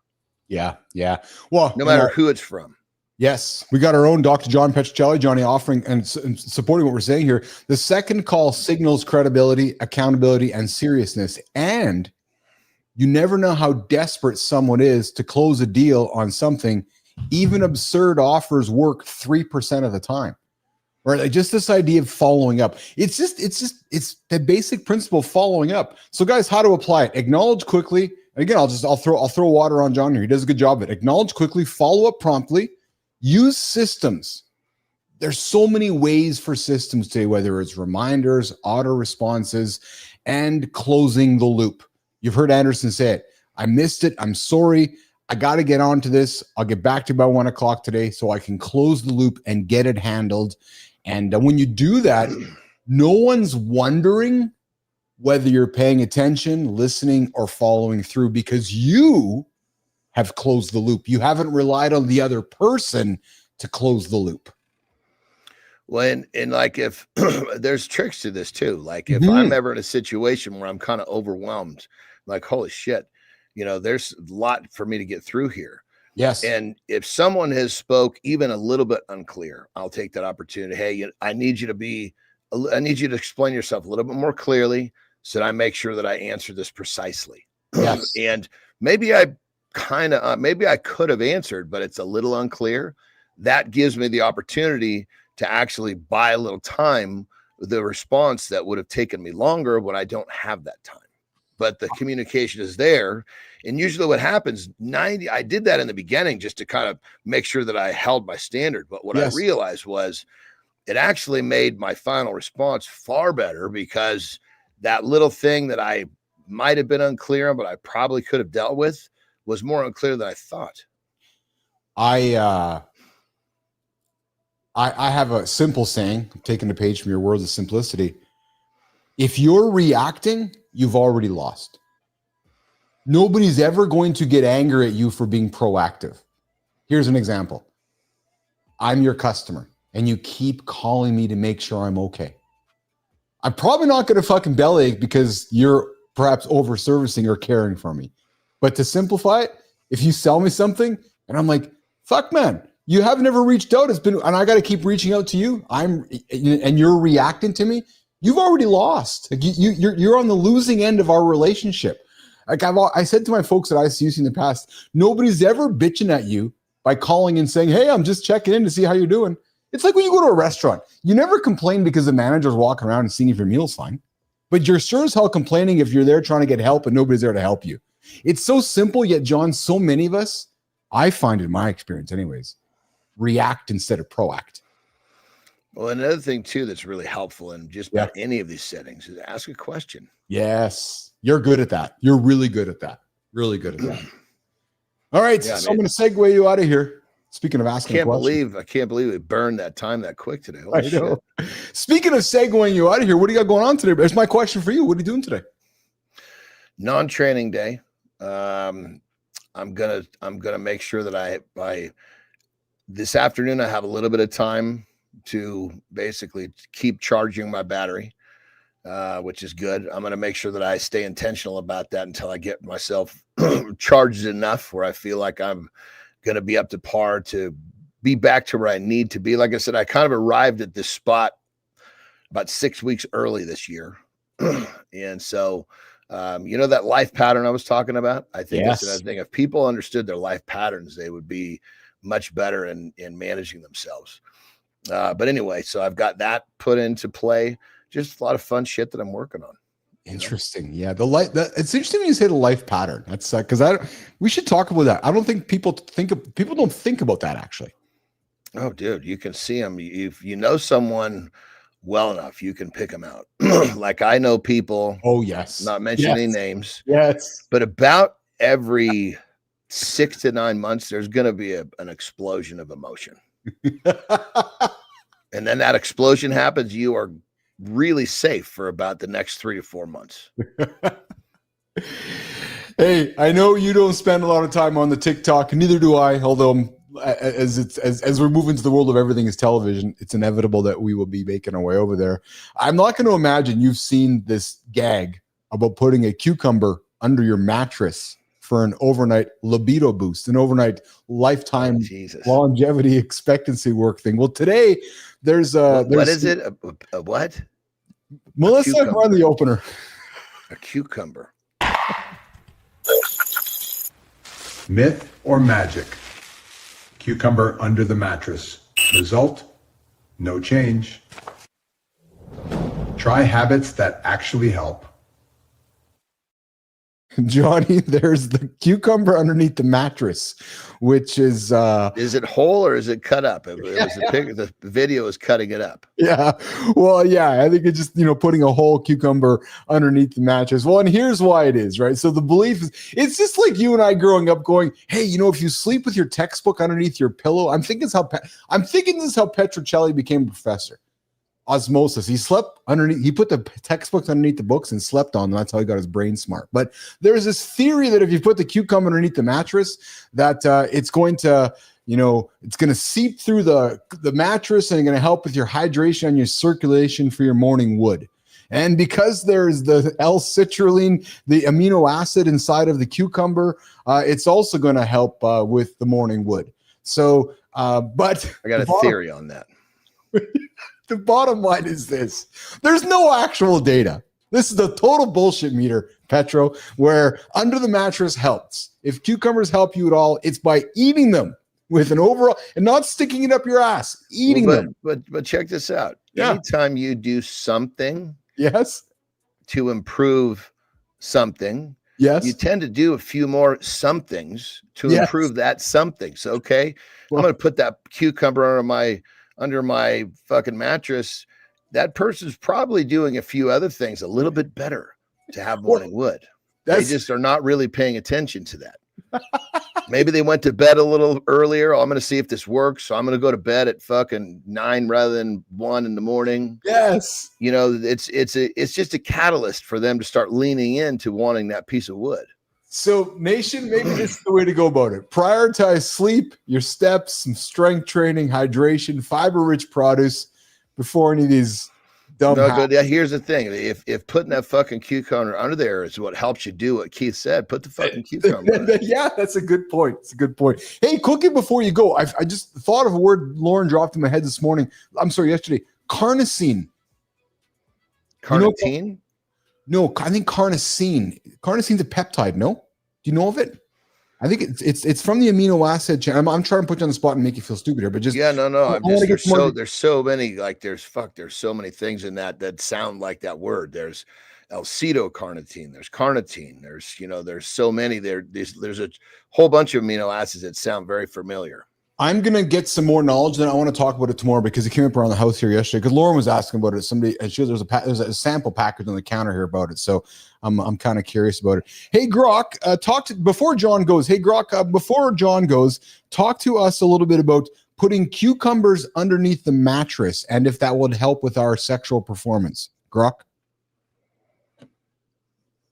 No, darling, it won't help a bit. Cucumbers under the mattress are just cold, foggy nonsense. L-citrulline in it does help blood flow, but you need to chew the bloody thing, not snooze on it. Save it for the salad, not the sex life. There you go. Save it for the salad, not the sex life. Get your longevity working this weekend. It's today, guys. That's what you got to do. Okay, pal. Hey, a lot of fun today, man. Good conversation. Thanks for hanging out with me. Always enjoy it. Have an awesome day today. Lots of love from me to you. Say hi to Terry for me. That's it, brother. Have an amazing loop. I look forward to seeing you in the morning. See you in lesson 22. All right, Melissa, let's walk Johnny out of here. All right, guys, you're left with the handsome chief. Just me. Yep, and all my AI-generated friends. True story. Lonely world being the handsome chief. Boop, boop, boop. Yes. All right. Okay, I got one more topic to throw on the table. Yep, one more today. And it is how and it kind of segues a little bit from, much of today's show. And it's going to talk about how we are building real community in a flood of AI-generated content. I'm going to get to that in a couple minutes here, guys. I'm just going to look through my notes here. Then we got the Community Corner coming up here with Maya Reyes. And I think we got to create a spotlight with some guy named Shaun. A-U-N. And not S-H-A-W-N. Shaun with A-U-N. Now, you ever notice, a lot of different spellings of people's names, eh? Shaun. So Shaun, we're gonna celebrate Shaun coming up on the Creator Spotlight. But before we do that, guys, we talked cannabis here in the first hour. If you're tuning in for that conversation, does cannabis help with back pain? Well, there's research that suggests that it does. There's 2 new research studies, 1,000 people that took some cannabis. It did not discuss their consumption. Nope, didn't discuss how they consume the cannabis, but it said that the 1,000 people that there might be some positive effects with helping with back pain with cannabis. And hey, you guys can join the show that's live right now. Phone lines are open, 431-300-3005, 431-300-3005. Come join that show right now. Let's have a live conversation. You got questions, comments, something you're liking, not liking. Let's have a conversation before we get to the Community Corner. Or together. You're stuck? Send me a text. Need somebody to talk to throughout the day? Send me a text. We'll get after it. Help you up. Help you move forward. That's what we do here in the Morning in the Lab community. Speaking of the community, you guys can join the community. The morning show is free. We got a paid community. We're working to improve nonstop on the Mornings in the Lab live channel. And hey, 7:30 Eastern time, Matt Roof begins the whole daily network, 7:30, Kindness Rising. Get up with some kindness. And Maddie, yes, I do remember those books. Sorry, I missed your comment earlier. Those books where you could have custom books where your name, your picture, all made to you custom. It seems so simple in today's world where you can just simply make content on demand, customized. All right. Okay. So I don't think we have an opener, Melissa, for Focus. I don't believe we do. Can I just get an indulgent on that one? I don't think we do. Algorithms aren't a friend.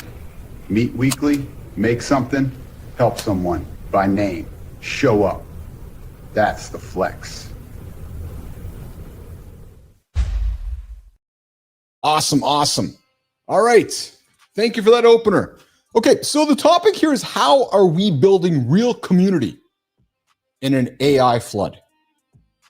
I'm going to keep it real simple. We're doing three things. Live conversation, engaging conversation, and authentic conversation. Fourth, daily. So in a world where it has never been easier to generate AI-generated content, or as some would call AI-generated slop, it is my belief, and it's actually Alex Hormozi's belief, that the best way to cut behind that and to build community is with live conversation. Live creates engagement. Oh, looks like we got something from the community here. Live. I see something coming in from Charlie here right now. I'm going to get to that in a second. Good time. But we're building real community by showing up every single day. You know, when I decided to create this morning show platform, which is what it is, an evergreen platform of morning shows to help men, women, humans get up and get after it on a daily basis, it was clear to me that as the world kept getting inundated with AI-generated content, all the fakery, all the is it real, is it Memorex, is it not real, the best way to cut through it all and build real community was to show up daily and put myself out there. Have John put himself there. Have Marty put himself out there. I got to be honest. I really do not think it is much more difficult than that.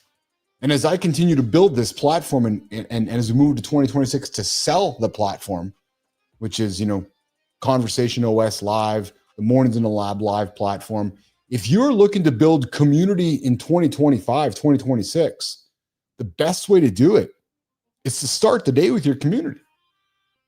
I got one of the best videos I received from Charlie from Good Time, one of our loyal listeners, one of my OGs, one of the guys I banned.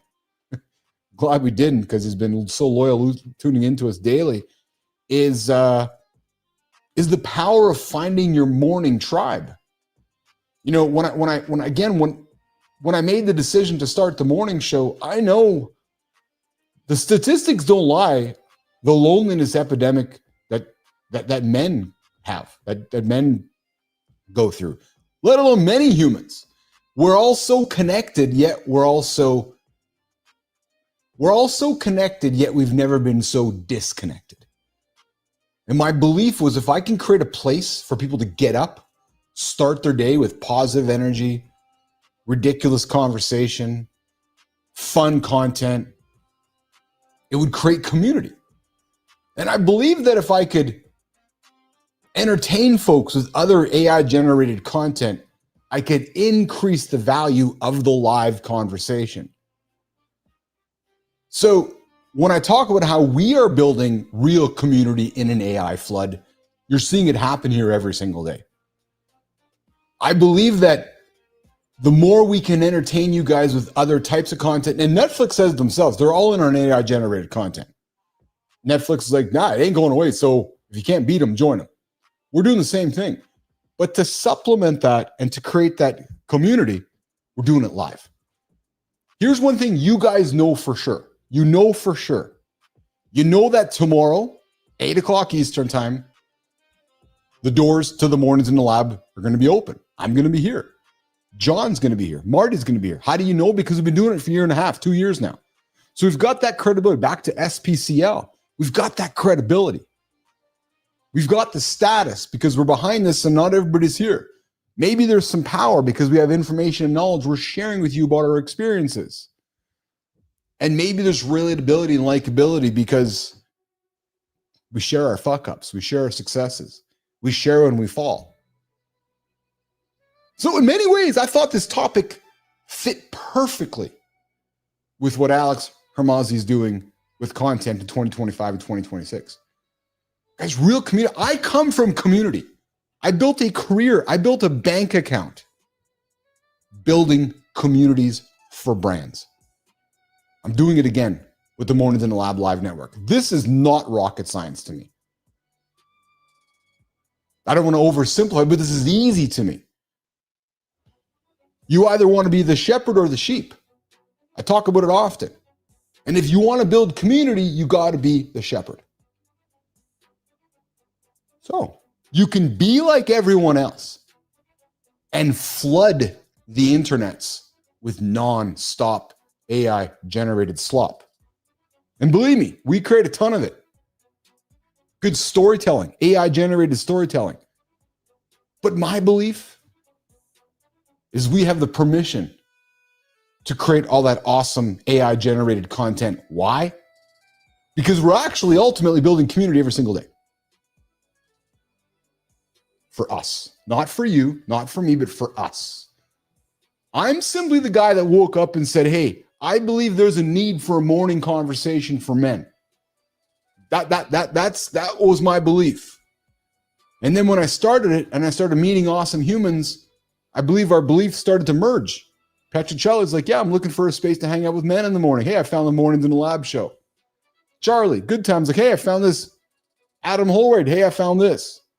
Now we're building this real community in a world of AI-generated content. We're having fun with it. I see Petro on Sora. I see Rufy on Sora. I see Holroyd on Sora. I see Good Time on Sora. It's all AI-generated crap, you guys. But it's fun. Entertains us. Because it brings us together back every single morning to build real community with real, engaging, live conversation. Looking at this video from, hey Charlie, is this in your backyard right now? And I'm serious. Is there a bear in your backyard, Charlie? Good Times just sending me a video of a bear. Yeah. Oh, is that Jon Andersen? I love it. I love it. I love it. I'm going to send you a video of my own bear in my own backyard having a shit. Oh my goodness, that is in your backyard right now in Connecticut. Dude, that is incredible. Is it a black bear? Yeah, that's awesome. Melissa, I don't think I can't get it to you here. I'm going to see if I can get it to you. Let's see if we can get it to you right now here, Neiman. No shit, eh? There you go. So, Neiman, I'm going to get something to you. We're going to get this on the show here right now. This is the power. This is why we do it live. Fucking rights. Fucking rights. If this was a podcast right now, or if this was an on-demand experience right now, what's happening is that it's not working, right? Because I'm talking and you guys can't be a part of it. But because this is a live conversation, next thing you know, Charlie's tuning in and Charlie drops in the video and then we're all going to share it together. In his backyard, this is community, you guys. This is live community happening for you. One of our listeners, his backyard, he's got a bear wandering around his backyard. Like, yeah, I've never seen this before. Decides to share it with the handsome chief. Yeah, me. Just so you know, me. And we're going to share it with all of you guys coming up here when once Neiman gets this sorted out here. And for those of you guys that are wondering where producer Jimmy is, just you guys that are tuning in here a little later today. Jimmy lost his father on the weekend, so today's show is as much about Jimmy's dad and all the love we're sending his way as part of the Mornings in the Lab community. Because that's what we got here, guys, a community. And I'm loving it and thoroughly enjoying everybody's participation as we get after. Hey, Melissa, I see you got that video running there. When you're ready to run it, let's just get up on the screen and you can drop it on the screen. So guys, that's how we're doing it. We're building real community daily. It's not hard. Although To many, it is to get up and do something consistently. Okay. Awesome. Thank you, Melissa. Okay, Melissa's going to get that video up there. And hey, listen, if you guys want to join the show that's live, I always encourage us, 431-300-3005. Or if you want to drop content along the way, drop me content. Send me videos like Charlie did. Send me anything you want to share on the show. This is our show, not my show. My name just happens to be on the head of it, but it is our show that we create every single day on the Mornings in the Lab Live Network. Start 7:30 Eastern Time with Roofie before we get after it, 8 o'clock here Eastern Time. LinkedIn, YouTube, and X. Okay, I'm going to pivot over to the community corner in a quick second here. We're going to share this video and about what's happening in Charlie's backyard right now. Looks like is it a black bear, Charlie? Is that a grizzly? I don't think it's grizzly. It looks like it's a black bear. I'll tell you a funny story, actually. Speaking of bears, Lauren and I were mountain biking down in Whistler a few years back now at this point. And I remember going down the mountain on a mountain bike and then coming through a valley. And yeah, sure enough, a good old bear and her cubs that I drove right in between. I was like, oh yeah, this is good. This is great right now. This is going to, black bear. Okay, interesting. Okay,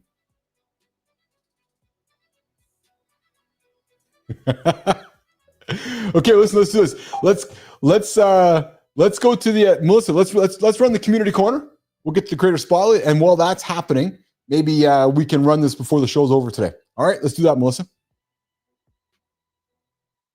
All right, fellas, today's going to hit a little closer to home. Your phone's frying your dopamine. Your gym habit might not be what keeps you alive. And your hesitation as a leader, it's not a time problem. It's a values problem. We're breaking down the chemistry of motivation, the quiet truth of longevity, and the fighter pilot mindset that kills hesitation before it starts. It's time for the community corner. Keith, let's hear those stories.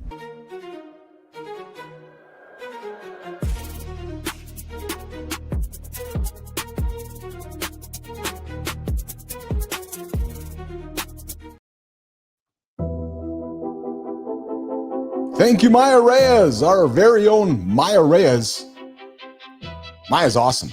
Maya's out there daily on Substack, LinkedIn, YouTube, looking for awesome stories that we can talk about here as part of the show in the community corner.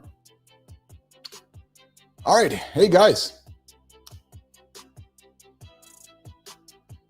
We're going to start today's journey in the community over on YouTube.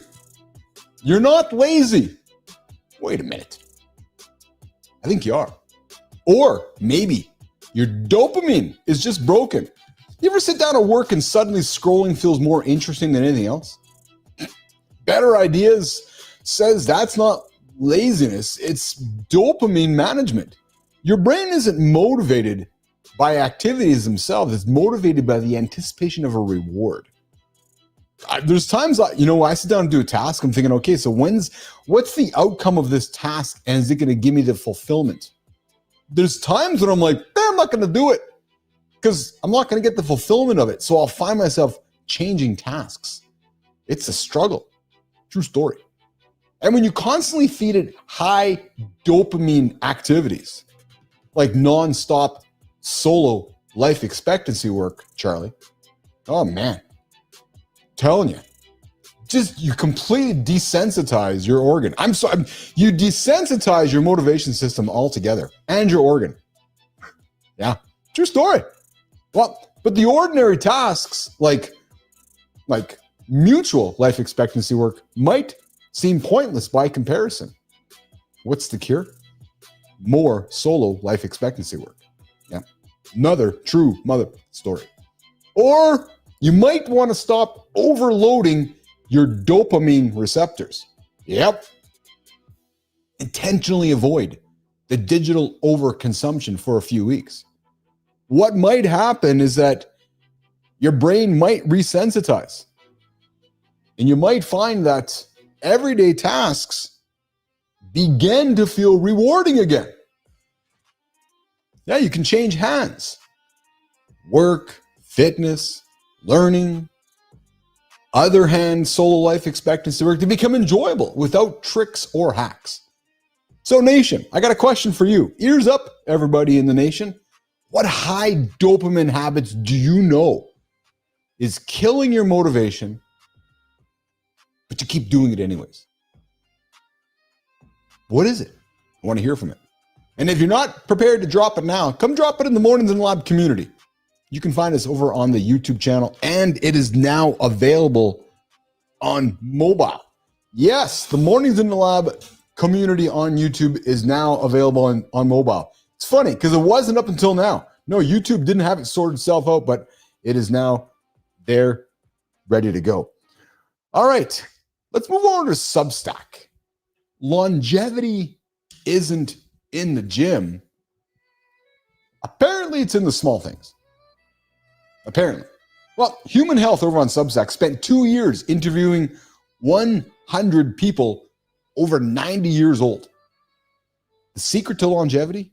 Not strict exercise, not strict routines, and not disciplined eating. Nope.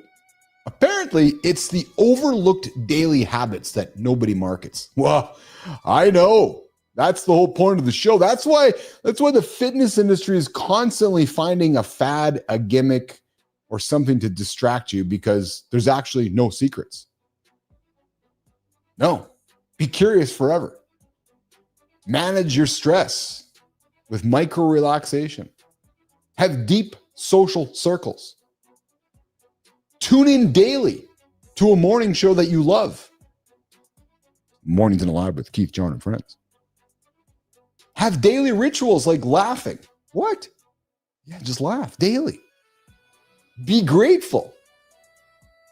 Like me and Petra, we get to run on Mondays and Fridays, even though we strongly dislike it. We still get to do it. Get moving light. Don't focus on having to be extreme. Maybe you find strategic naps, perhaps hobbies and fresh air, and that gratitude and that forgiveness. All of those things are going to help you live longer, according to the Human Health Substack. So here's the pattern. Tiny advantages, stacked quietly, day after day. You heard Anderson's tip earlier. You brush your teeth every single day. If you're not wondering why you're not, maybe there's a habit you can stack to that brushing teeth situation to improve the rest of your life. Not perfection, not quantifiable strategies, just consistency in the small things. Think about Charlie. Charlie's probably getting up every single day for his whole life, looking on the backyard, consistently looking on the backyard. Today, there's a bear back there. A small little thing, there's a bear there. So, nation, what small habit? Guys, listen. There's a little pause. Never too late to teach an old dog new tricks. That's a fucking myth. If you can't touch your toes, today's the day you begin to. Yeah, just like this. Just start standing there. Just hang. Dude, Charlie, I don't blame you, man. I would be the same thing. Well, you know what it is, Charlie? It's because it's out of context, right? It's just you're not used to it. You're like, what the fuck's there a black bear doing in my yard? And and then your next question is, what is it going to do next? I'm with you, man. Dude, I was scared when I saw the deer in my backyard. Yeah. Well, I came upstairs from the show one day, and my backyard is fenced. I think I sent you a picture, Charlie. My backyard is fenced. Well, one this spring, I walk up to the top of the house there, and there's a deer in the backyard. Now, I was scared too, but not scared out of fear, but scared out of context, going, what the hell is that doing there? So I'm with you, man. You're like, why is this here? What's it doing? And I may have a little bit of fear because in Charlie, your tactical side is, okay, so what could happen? And then how am I going to have to deal with this? Right? I can only imagine. So, yeah, nice backyard there, man. I wouldn't, Connecticut, loving it. All right. Where's my notes here?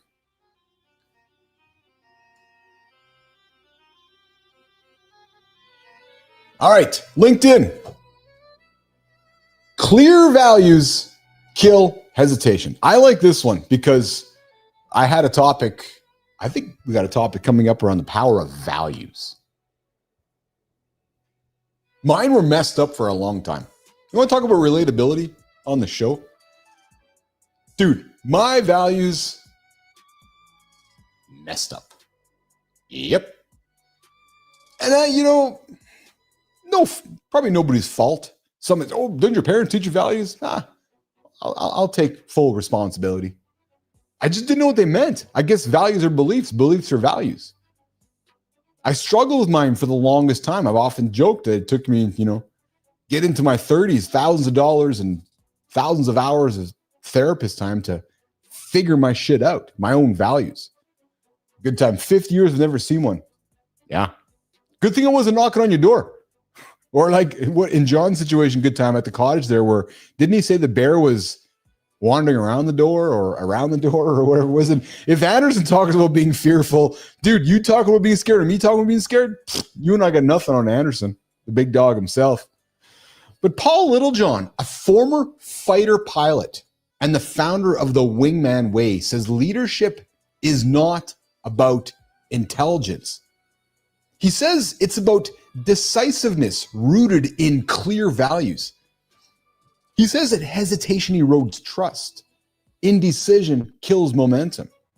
But leaders who operate from explicit, lived values, well, Paul says they make faster, they make better decisions. So what's Paul's approach? Well, define 5 pre-decisions: truth over convenience, people before property, and principle over popularity. Now, these will become guardrails for ethical, high-performing leadership. And when your values are clear, your team requires less micromanagement and executes faster. So, what's one value you say you have, but you haven't actually put to the test yet? And I'll tell you guys what I have done. I put together a business athlete manifesto that I've called. I created a number of years ago, which are essentially my values, my beliefs, how I will lead and what I believe in. We've talked about them here on the show before. And in many ways, they're relevant to this because my team knows where I come from. My team knows that I lead from a place of kindness. There's no surprises with my team the way that Uncle Keith leads. Day one, I said, here's my manifesto. There's 10 points. You'll either like them or not. If you don't like them, thanks for coming out. Enjoy your world. We're not going to work well together. If you like them, if you subscribe to them, if you believe in them, we're going to work extremely well together. I would encourage you guys to do the same thing. Whether you want to call it a manifesto, whether you want to call it a list of beliefs, a list of values, write them down. Publish them. Put them out there for the world to see. Dude, that's fucking powerful. When you show the world what you believe in, what you stand up for, and what your values are, watch what happens. You want to talk about trust and authenticity and AI slop and credibility? Do that. Build your business with all your AI-generated content. Have a live conversation. Put your beliefs out there for the world to see. You're immediately going to be the blue fish. Immediately. Because most won't do that. Most are too reluctant to share what they believe in. So there's the invitation for you today. What are your values? What are your beliefs? Write them down. Pin them. Put them up there. Here's who I am. I'm Dr. John Petrocelli. These are my beliefs. If you don't like them, that's fine, but these are my beliefs. Hi, my name is Charlie. These are my values. Here's how I'm going to lead you. Maya, how are we going to close the community corner today before we move on to Shaun in the creator spotlight? Maya Reyes. You don't need more hacks. You need fewer dopamine hits. You don't need a six-pack. You need small daily reps that keep you living long and laughing longer. And you don't need to overthink your next move. You just need to live your values loud enough that decisions make themselves. If you want your story featured on Mornings in the Lab, tag us in your next post. See you next time, Nation.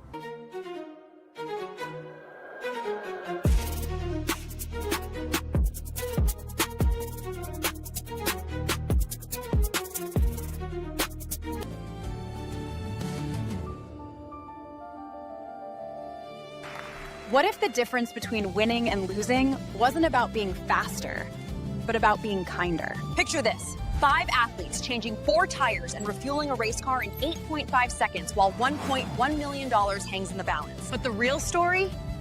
One man took the worst pit crew in NASCAR and transformed them into champions. A Canadian kid who chose $300 a week hockey over Wall Street. An 18-game suspension that accidentally led him to NASCAR. An Ivy League graduate who became NASCAR's first Canadian pit crew coach and rewrote the playbook on high-performance teams. Mornings in the Lab is excited to celebrate Shaun, pit crew coach, Chief Kindness Officer, co-author of 12-Second Culture. Follow him to discover how kindness, intention, and human brilliance create speed that matters.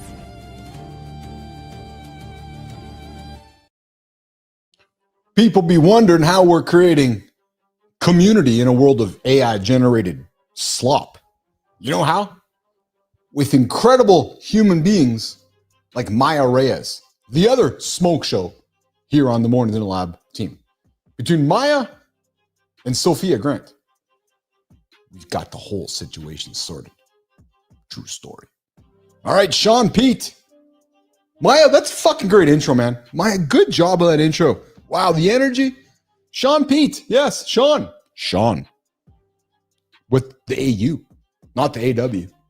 I kind of wondered. So I'm wondering when his parents spelled his name, they just said, we're going to do the half of the U instead of the double, right? Because they could have chose to go doom would have been SHAWN, but somewhere along the way it was just SHU. So you wonder maybe his parents just couldn't write or read. Just thinking aloud here. So it was like, hey, maybe the quickest way to write Shaun is to go SHU instead of SHAW. I grew up with the SHAWNs. I did know some Shauns with the SHAUN, but now this is I wonder how many times in his life he's like, fuck, it's SHAUN instead of SHAWN. True story. I'm suspecting probably more often than not. Well, Shaun with the AUN got kicked out of hockey for brawling, stumbled into NASCAR by accident, and he turned his rejection into rocket fuel. But the guy didn't chase titles or corner offices. Nope. Joy. Yep. And his story teaches us that intentional culture, caring deeply and unburdening yourself from people who don't deserve space in your life are the best moves you can make. And Shaun is living proof that when you lead with heart, you don't just build faster teams. What you actually do is you inspire brilliance. I love the word brilliant. So Shaun with the AU instead of the AW. Shaun Peet. Not even PETE. So Naaman, could you imagine him spelling his name his whole life? He's like, okay, it's Shaun Peet, but it's actually not AWN, it's AUN, and it's not PETE. His whole life, he's had to correct everybody who spelt his name. I bet you, I wonder if Shaun has had some conversations with therapists regarding his name. Just curious. As a matter of fact, hey, Shaun Peet, would love to have you on the show so we can have this conversation about your name. Love to. I'm an NASCAR fan, hockey fan, and I'm a fan of your name. So Shaun Peet, we are celebrating you today. And as a result, we would love to have you on the show, Shaun Peet, with the AUN, PEET, so we can celebrate somebody in your orbit, Shaun, and invite them to an upcoming episode on the Creator Corner on Mornings, the Creator Spotlight on Mornings in the Lab with Keith, John, and friends. All right, before I get to the outro, good time. I need a dress code for her. What kind of dress code there? Good time. What kind of dress code are you thinking? Is it the same kind of dress code that I'm thinking?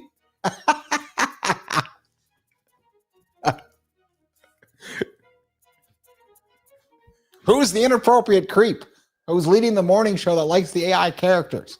Oh, that's Uncle Keith. Oh, I think he's kind of a creep because he's really fascinated by the AI characters that he's created. And one of them looked like his wife. Well, I don't know. They just were made. All right, guys, we're going to wrap up here in a quick minute. Hey, I know some of you guys tuned in for the cannabis conversation. We got into that in the top of the first hour. Cannabis, There's new research, 1,000 people researched. Does cannabis help with back pain? Well, some are suggesting that it does. And I am one of them that's suggesting that it does through my experience and authority and expertise. Crush a blunt, consume it, and watch that back pain just slide out of your body. All right. Well, we had a conversation a few moments ago about community here in the lab. And as a result of it, as you guys know, bottom of the second hour, we always get into the community. And today, one of our awesome community members, Charlie, good old good time, send us a video. Melissa, let's run that one.